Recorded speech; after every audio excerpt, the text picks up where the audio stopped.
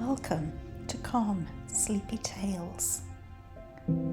Thank you for joining me for tonight's Widdersham tale. Tonight's new, heartwarming and whimsical tale set in Widdersham is woven around the Summer Storywalk, bringing in beloved townsfolk and the enchanting magic of this yearly event.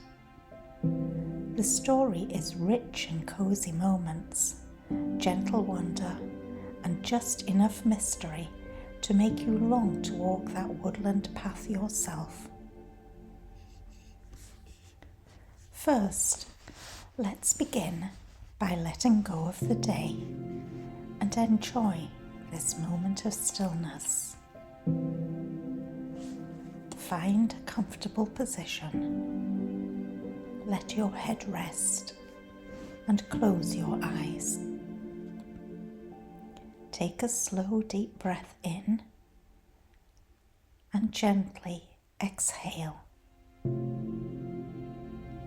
With each breath, imagine the air around you becoming softer, warmer, more peaceful. As you breathe, feel the tension in your jaw, your forehead, and your back begin to melt away. Let your hands rest. Let your feet soften. Feel your body begin to relax. Your shoulders, your arms, your legs, slowly becoming heavier, as if they're sinking gently into the bed beneath you. Imagine the worries of the day slowly dissolving, like mist in morning sunlight, drifting away, leaving only peace behind. You are safe. You are warm. You are exactly where you need to be. Let yourself surrender to this comfort. And when you're ready, we'll begin tonight's story.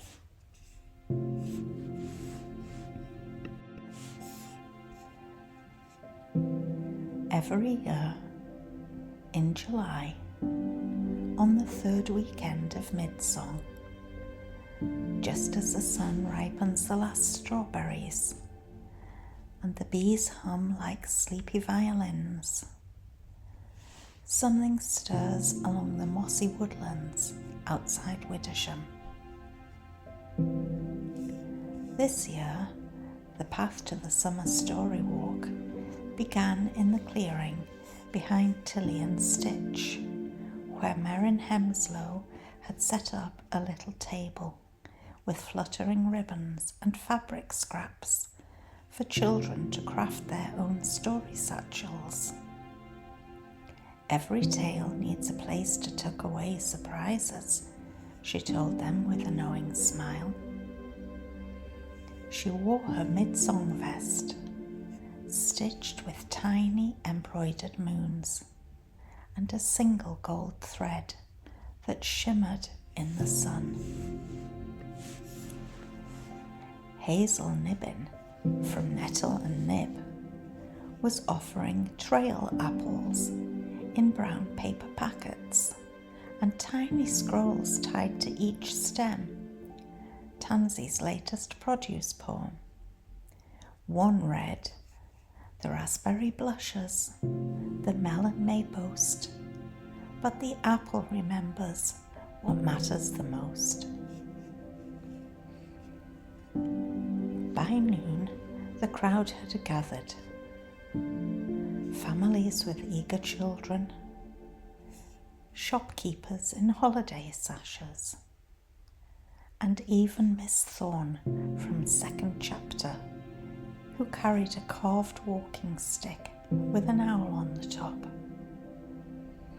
No one was sure how long the Storywalk had existed, only that it always felt like it had just been invented, and yet always had been.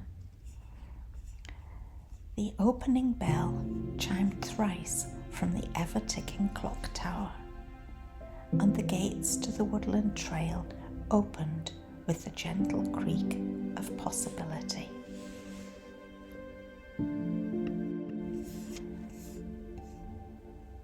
This year's story was called The Tailor and the Tree That Waited. Each page of the story, lovingly painted onto tall boards with curling script and luminous watercolours, stood along the path like whispered sentences in a novel only the woods could hold. The townsfolk wandered between the trees, reading together. Once in a forest, not unlike your own, there was a tailor who sewed with thread made of sunlight. She stitched dreams into cloaks and fears into seams. One day, she found a tree that had been waiting. For what? It did not know. As people followed the path, they found not only story pages, but costumed characters peeking from behind trees. A bashful moon mouse, a grumbling stump, and a very convincing woodland tailor who bore a striking resemblance to Merrin Hemslow. Children squealed with delight as they collected pine cones stamped with hidden runes, believed to unlock Chapter 8, which was never posted on the path.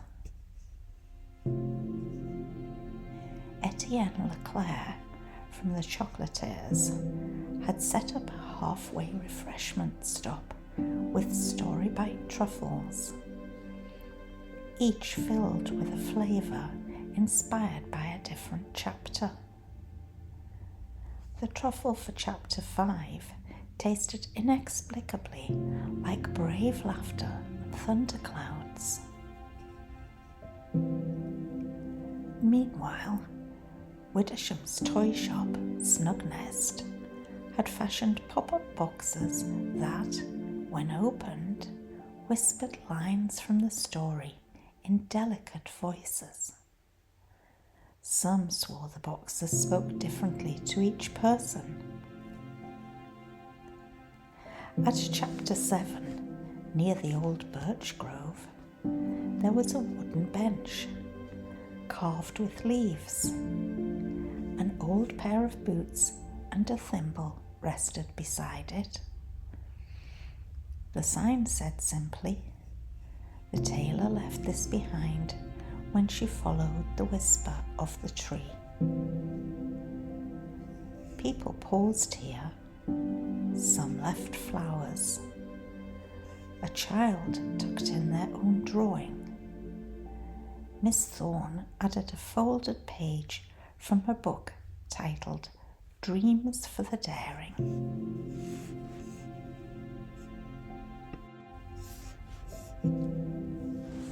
As the evening sun dipped low, casting gold across the lake, the path led the townsfolk to the final page, mounted beside the glowing bonfire ring. The lakeside was strung with lanterns, swaying like lazy fireflies, and music drifted across the reeds. The final lines of the story read, "The tailor stitched herself a cloak of roots and light, and when she slipped it on, the forest let out a sigh, for what was lost was now part of its own story." She walked into the stars, knowing the tree had waited, not for her, but for her to begin again. That's when the music swelled, and Miss Theodora Plum, the proprietor of Misty Teacup Tea Room, arrived with trays of honey puff skewers, toasted over the fire's edge until they blistered and crackled sweetly. People shared stories then, real ones, made up ones, some that were both. Tobin Bramble of Bramble and Bolts told the tale of a wrench that granted wishes, but only if used on Thursdays. And Tansy spoke of a beetroot that once glowed during a thunderstorm and led her to shelter. Merrin told a gentle story of a thread that mended a broken voice. Children giggled. Grown-ups forgot to look at their watches. Even the whispering cobblestones in Thimble Alley, some say, were silent, listening.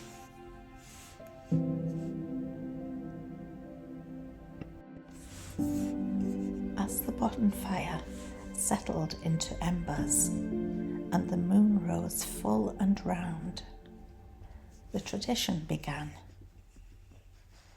Every participant, child and elder alike, was given a slip of parchment.